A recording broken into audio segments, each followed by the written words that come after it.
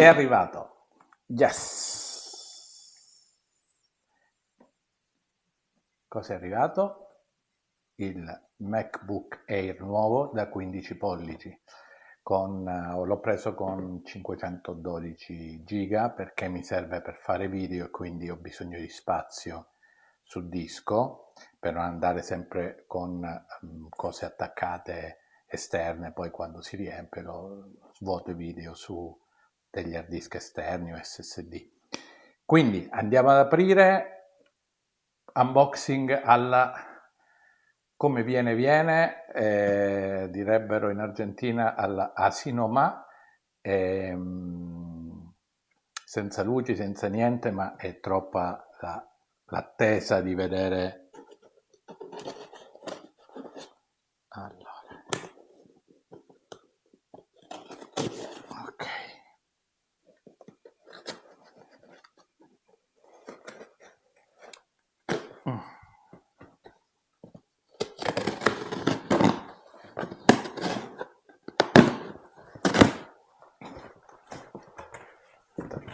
Prima scatola aperta e tiriamo fuori questa e questa. Ciao ciao. Ora andiamo con questa che non si capisce se si può aprire così o bisogna tirare. No, ok, basta aprirla così o no?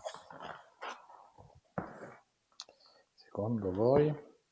Qua porta di scartarla tutta, però facciamo anche questo. Uno, in effetti era così e viene insomma abbastanza imballato bene, diciamo. Ezzica! La sensazione è che pesicchia, quantomeno la scatola pesa, che comunque è un buon. Allora, qua c'è una striscetta che dice di alzare, vediamo, 1, 2, diciamo che a meno che non contenga un mattone il peso dovrebbe esserci e in effetti pare che il mattone non lo contenga e contenga effettivamente quello che doveva arrivare, cioè il computer. Ma vediamo prima cosa c'è dentro. Abbiamo il MagSafe, il cavo quindi per ricaricare, quindi poi vedremo che ha una porta a parte, il che rispetto al mio 13 pollici fa sì che io abbia tutte e due le porte Thunderbolt libere anche quando carico. Qua ci sono manualetti inutili, il caricabatteria doppio, cioè quello con le due entrate USB-C da 35 watt. Penso però che lo caricherò con il mio 60 watt, 65 watt che ho di là, però è sempre utile perché avendone due da 17 ciascuna. Ok, li rimettiamo a posto. Questo le solite cose inutili, diciamo, che e nient'altro. Andiamo a vedere effettivamente aspettate, se riesco a metterlo in qualche maniera utile. Ok, andiamo a spellicolare. Sentite il rumore? Anzi, il microfono ce l'ho qua, quindi dello spellicolamento. Ho preso questo, il Midnight, perché mi piaceva molto. Tutti dicono che è il peggiore in quanto trattiene le ditate, ma a me delle ditate non me ne frega niente. E poi, siccome l'altro, il 13 che ho, è, come si dice, è grigio siderale, e allora diciamo anche per fare un po' di distinzione. Lo apro, ta-ta! Altra pellicolina che Ecco, il famoso SMR, eccetera. Non so se si vedrà, ma qua inizia e dice ciao, hello, eccetera. Va bene, vado, lo configuro e poi ci rivedremo per un'analisi un po' sulle differenze tra questo 15 pollici M2 e 512 col mio 13 M1 sempre 512. Ci eravamo lasciati circa 2 settimane fa con l'unboxing del MacBook Air 15 pollici. Poi per una serie di eventi, tra cui il fatto che sto preparando un piccolo concerto, eccetera, non ho avuto tempo né sinceramente voglia di continuare il video e l'ho lasciato un po' così con l'unboxing che avrete visto all'inizio di questo video, e però senza poi dare le caratteristiche eccetera. A distanza ormai di un paio di settimane direi che la cosa più logica, più che le caratteristiche, sia l'esperienza d'uso, spiegare perché sono passato al MacBook Air 15 pollici avendo già il MacBook Air 13 pollici M1. Ve lo dico subito, iniziamo dalle cose secondo me pratiche, poi andiamo sui dettagli. Allora, la prima cosa è che sto diventando vecchio. Che cosa vuol dire questo? Che avere un video più grande, uno schermo più grande, indubbiamente per me avere delle icone più grandi è un vantaggio. Tenete però conto che è vero che le icone sono più grandi, ma nonostante l'incremento di pixel, in realtà il 15 pollici ha una densità di pixel leggermente inferiore a quello del 13, quindi 224 per pollice rispetto a 227 della versione 13, 13M1. Questo fa sì che praticamente sia una differenza impercettibile, ma sì, per me è percettibile il fatto di avere uno schermo più grande, quindi icone più grandi, eccetera. Seconda ragione è quella che volevo un po' più di potenza dal punto di vista del color grading, perché sto facendo dei test di color grading più avanzato, anche se magari dai miei video per ora non vedete niente perché diciamo lo sto facendo su file di test, sto studiando un tipo di color grading più avanzato che non è per i miei video di YouTube, ma per dei progetti probabili di cinema più in là.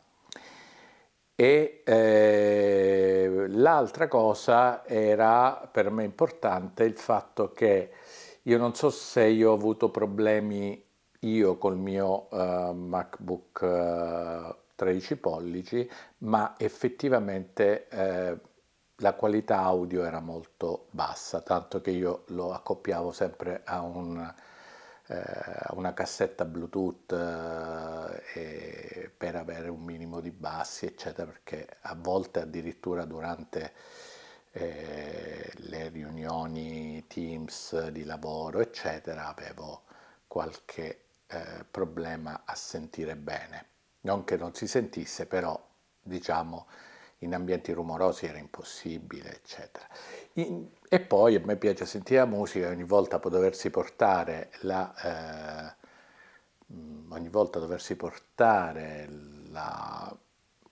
cassa Bluetooth insieme è comunque una rottura di scatole. Quindi Invece devo dire che l'audio del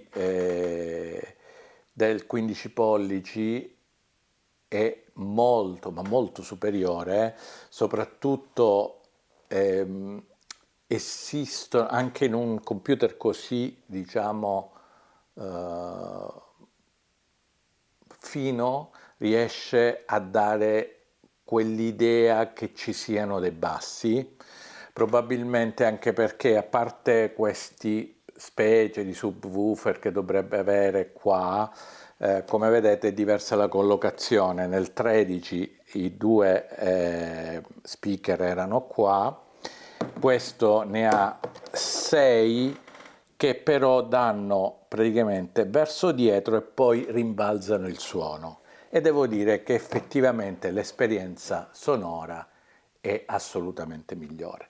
Ora, allora, tutto nel 15 pollici è migliore del 13. Devo dire che una cosa no, cioè il trackpad. Sembra strano perché questo ha un trackpad più grande, quindi in teoria più comodo, però io non so se è più una questione del Midnight Blue che io ho preso come, diciamo, come colorazione, che in qualche maniera fa sì che il dito non scorra così eh, so- morbido, non so come trovare, rispetto allo scorrimento sul 13 pollici, che invece ha uno scorrimento veramente fantastico. Non che sia male, intendiamoci, quelli diciamo che una delle grandi differenze che ho visto quando io sono passato da Windows a Mac è che per la prima volta da allora io praticamente ho buttato il mouse sta dentro il cassetto e mai più l'ho usato perché sono di una tale precisione che in realtà non si capisce perché non esiste su Windows qualcuno che riesca a fare mouse così precisi e dei trackpad così precisi in maniera da non doversi ogni volta affidare anche al mouse per diciamo, i lavori un po' più di precisione. Altra differenza è che, se vi ricordate, il 13 pollici aveva solo A, quindi M1 solo due USB-C, il che faceva sì che quando io lo tenevo in ricarica potessi collegare solamente una USB-C, che è un po' poco, non dico che non si potesse, però né d'altra parte uno va a comprarsi un computer così piccolo per poi mettersi a collegarci cose esterne, eccetera. E infatti questo invece ha il vantaggio di avere a parte le due USB come aveva il 13 pollici M1, anche il MagSafe.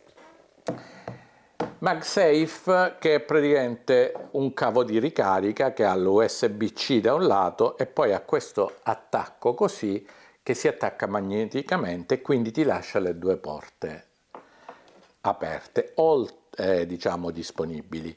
Oltre il fatto che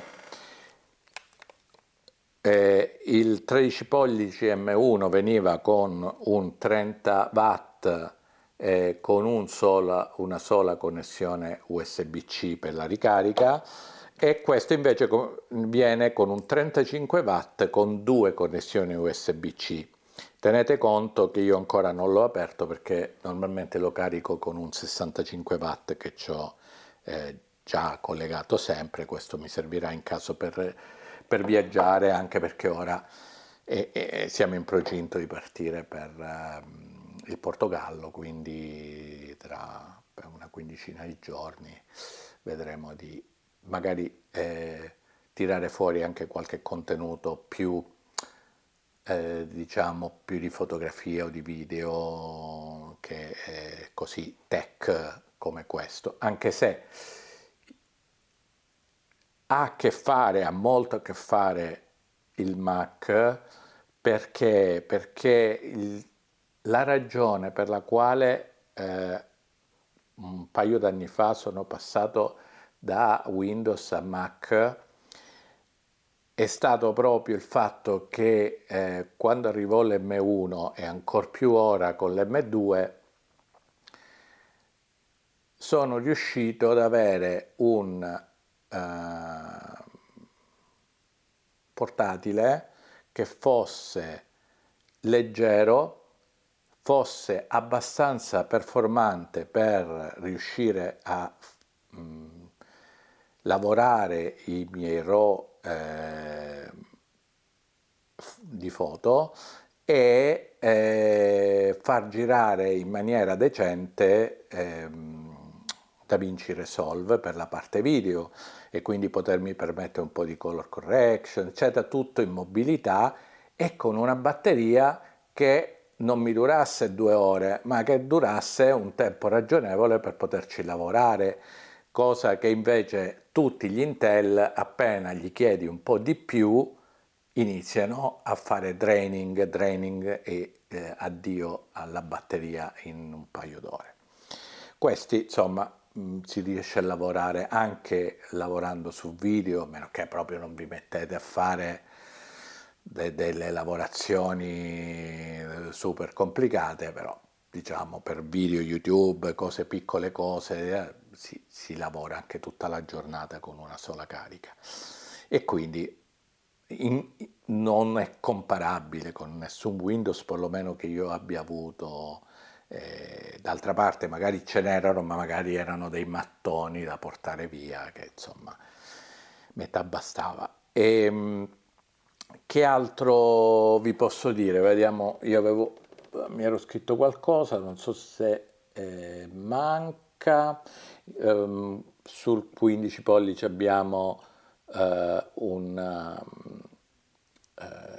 praticamente uno schermo di 500 nit e qua ne avevamo da 400. Abbiamo 10 core sulla GPU, quindi mentre qua ne avevamo 8 e ne avevamo 8 perché io non ho preso a suo tempo il base, ma presi il 512, come d'altra parte è questo 512, perché se no al primo video che gli andavo a montare sopra mi si sarebbe riempito il computer tra le applicazioni e cose devi mettere, 56, questa è l'unica cosa che veramente non ha nessun senso sui Macintosh, su questi Air, cioè non si può partire oggi nel 2023 con base 256 perché siete ridicoli, ve lo dico sinceramente. Ora, l'altra cosa è che in realtà c'è un'altra cosa importante da dire, che state attenti che mentre sull'M1, anche prendendo la base, avevate un disco super veloce, in realtà a partire dagli M2, sia il 13 2022 che questo 15 pollici 2023, avete la stessa velocità del disco dell'M1 solo se prendete il 512 giga, perché se avete il 256 la velocità è la metà esatta. Quindi perché? Perché evidentemente il 256 sul 13 pollici M1 era diviso in 2 banchi e si distribuivano, diciamo, la velocità di lettura e scrittura, mentre nei nuovi, gli M2, quelli da 256 hanno un solo banco, quindi gli arriva, praticamente non riescono a fare questo bilanciamento in lettura e scrittura, cosa che invece avviene quando avete i 512. Però questo era un problema già che aveva anche il 13 M2. Ora, che vediamo se c'è qualcos'altro. La differenza di videocamera, poca cosa, il 13M1 aveva il 720, questa ha il 1080, quindi è Full HD, e poi niente, basta, diciamo, di cose importanti. Nella mia esperienza d'uso, però, devo dire che io effettivamente ho visto una certa differenza. Non ho, devo dire la verità, ancora fatto dei test del tipo prendo un progetto che è di DaVinci Resolve eh, che renderizzavo sull'M1, lo metto anche sull'M2 e vediamo la differenza. Mi aspetto comunque che questa differenza ci sia, anche perché appunto avendo due core in più di GPU, oltre il fatto di avere l'M2 che in teoria dovrebbe avere un 20% in più di efficienza, di potenza, scusate, e sicuramente, e devo dire che effettivamente nelle mie lavorazioni ho visto un po' questa differenza, la differenza però grande perché non la riesco a vedere, perché le lavorazioni che faccio oggi con Resolve sono molto più complesse di quelle che facevo una volta per la parte di color, e quindi chiaramente inoltre spesso devo usare Fusion e quello ammazza qualsiasi computer, diciamo. Però vabbè, diciamo, questo è tutto.